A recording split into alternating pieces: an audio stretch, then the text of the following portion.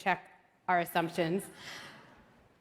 I'm saying this because while I'll be focusing today on a parent-child relationship, please know that everything I'm talking about is applicable to any meaningful relationship. So with that in mind, let's jump in. So it's Sunday night. I'm in my kitchen. I just finished cooking dinner for my family, and I am on edge. I'm exhausted. I haven't been sleeping well. I'm anxious about the upcoming work week. I'm overwhelmed by all the items on my unfinished to-do list. And then my son walks into the kitchen. He looks at the table and whines, "Chicken again? Disgusting." And that's it. I snap. I look at him and I yell, "What is wrong with you? Can you be grateful for one thing in your life?" And things get worse from there. He screams, "I hate you." He runs out of the room and he slams his bedroom door. And now my self-loathing session begins as I say to myself, what is wrong with me? I've messed up my kid forever. Well, if you're a parent, you've probably felt that pain. For me, it comes with an extra layer of shame. I'm a clinical psychologist, and my specialty is helping people become better parents. And yet, this is true as well. There is no such thing as a perfect parent. Mistakes and struggles, they come with the job, but no one tells us what to do next. Do we just move on? Kind of just pretend the whole thing never happened? Or if I say something, what are the words? Well, for years, as a clinical psychologist in private practice, I saw client after client struggle with this question. And now, as the creator of the parenting content and community platform Good Inside, I see millions of parents around the globe struggle with this issue. All parents yell. No one knows what to do next. Well, I'm determined to fill this gap. After all, there's almost nothing within our interpersonal relationships that can have as much impact as repair. Whenever a parent asks me, what one parenting strategy should I focus on, I always say the same thing: get good at repair. So what is repair? Repair is the act of going back to a moment of disconnection, taking responsibility for your behavior, and acknowledging the impact it had on another. And I want to differentiate a repair from an apology, because when an apology often looks to shut a conversation down, "Hey, I'm sorry I yelled. Can we move on now?" A good repair opens one up. And if you think about what it means to get good at repair, there's so much baked in realism and hope and possibility. Repair assumes there's been a rupture. So to repair, you have to mess up or fall short of someone else's expectations. Which means the next time I snap at my kid or my husband or my work colleague, instead of berating myself like I did that night in the kitchen, I try to remind myself I'm focusing on getting good at repair. Step one is rupture. Check that off. I crushed it. Step two is repair. I can do this. I'm actually right on track.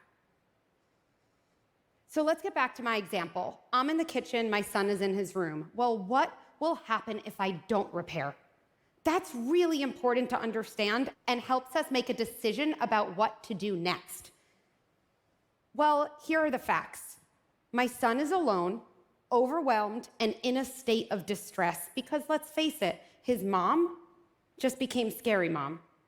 And now he has to figure out a way to get back to feeling safe and secure. And if I don't go help him do that through making a repair, he has to rely on one of the only coping mechanisms he has at his own disposal: self-blame. Self-blame sounds like this: something's wrong with me. I'm unlovable. I make bad things happen. Ronald Fairbairn may have said it best when he wrote that for kids, It is better to be a sinner in a world ruled by God than to live in a world ruled by the devil. In other words, it's actually adaptive for a child to internalize badness and fault, because at least then they can hold on to the idea that their parents and the world around them is safe and good. And while self-blame works for us in childhood, we all know it works against us in adulthood. Something's wrong with me. I make bad things happen. I'm unlovable. These are the core fears of so many adults. But really, we see here, they are actually the childhood stories we wrote when we were left alone following distressing events that went unrepaired. Plus, adults with self-blame are vulnerable to depression, anxiety, deep feelings of worthlessness, none of which we want for our kids. And we can do better. And it doesn't mean we have to be perfect. When you repair, you go further than removing a child's story of self-blame. You get to add in all the elements that were missing in the first place. Safety, connection, coherence, love, goodness. It's as if you're saying to a child, I will not let this chapter of your life end in self-blame. Yes, this chapter will still contain the event of yelling, but I can ensure this chapter has a different ending, and therefore a different title and theme and lesson learned. We know that memory is original events combined with every other time you've remembered that event. This is why therapy is helpful, right? When you remember painful experiences from your past within a safer and more connected relationship, the event remains, but your story of the event, it changes, and then you change. With repair, we effectively change the past. So let's write a better story. Let's learn how to repair. Step 1, repair with yourself. That's right. I mean, you can't offer compassion or groundedness or understanding to someone else before you access those qualities within yourself. Self-repair means separating your identity, who you are, from your behavior, what you did. For me, it means telling myself 2 things are true. I'm not proud of my latest behavior, and my latest behavior doesn't define me. Even as I struggle on the outside, I remain good inside. I can then start to see that I'm a good parent, identity, who was having a hard time, behavior, and no, this doesn't let me off the hook. This is precisely what leaves me on the hook for change. Because now that I've replaced my spiral with groundedness, I can actually use my energy toward thinking about what I want to do differently the next time. Oh, and I can now use my energy to go repair with my son.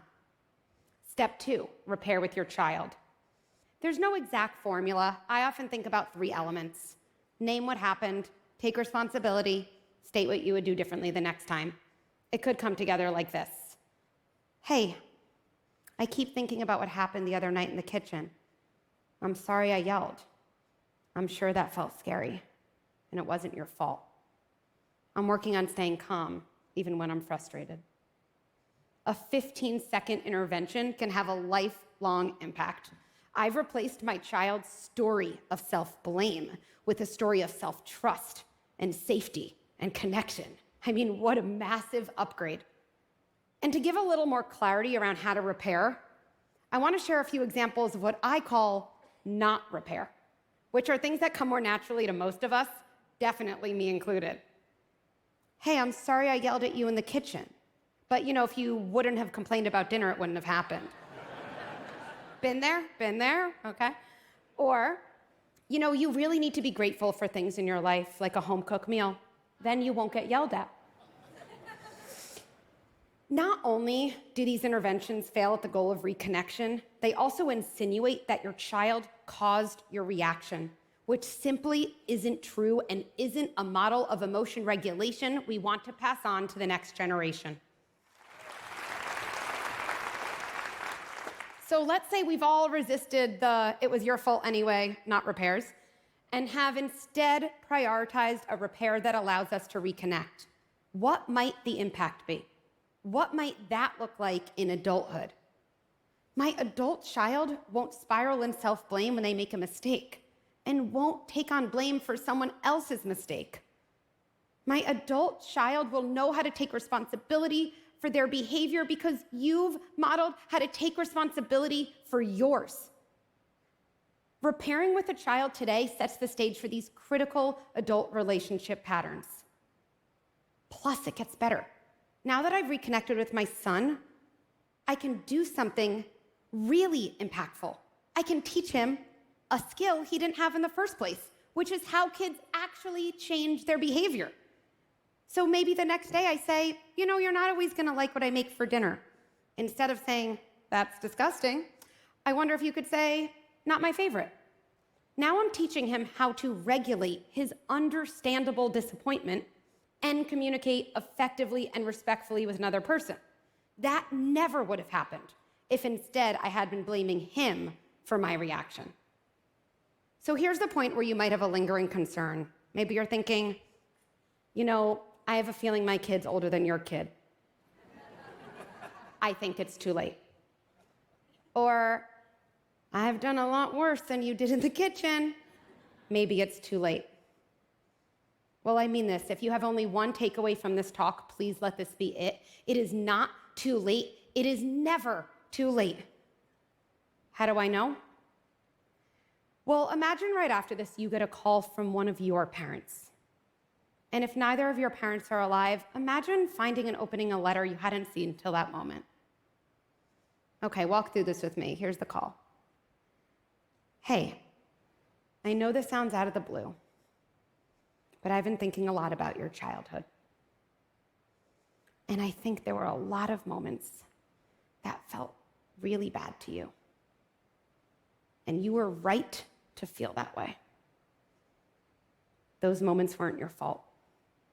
They were times when I was struggling, and if I could have gone back, I would have stepped aside. I would have calmed myself down and then found you to help you with whatever you were struggling with. I'm sorry. And if you're ever willing to talk to me about any of those moments, I'll listen. I won't listen to have a rebuttal. I'll listen to understand. I love you. I don't know many adults who don't have a fairly visceral reaction to that exercise. I often hear, "Why am I crying?" Or, "Listen, that wouldn't change everything, but it might change some things." Well, I definitely do not special in math, but here's something I know with certainty. If you have a child, that child is younger than you are. Always true. The story of their life is shorter and even more amenable to editing. So if that imagined exercise had an impact on you, imagine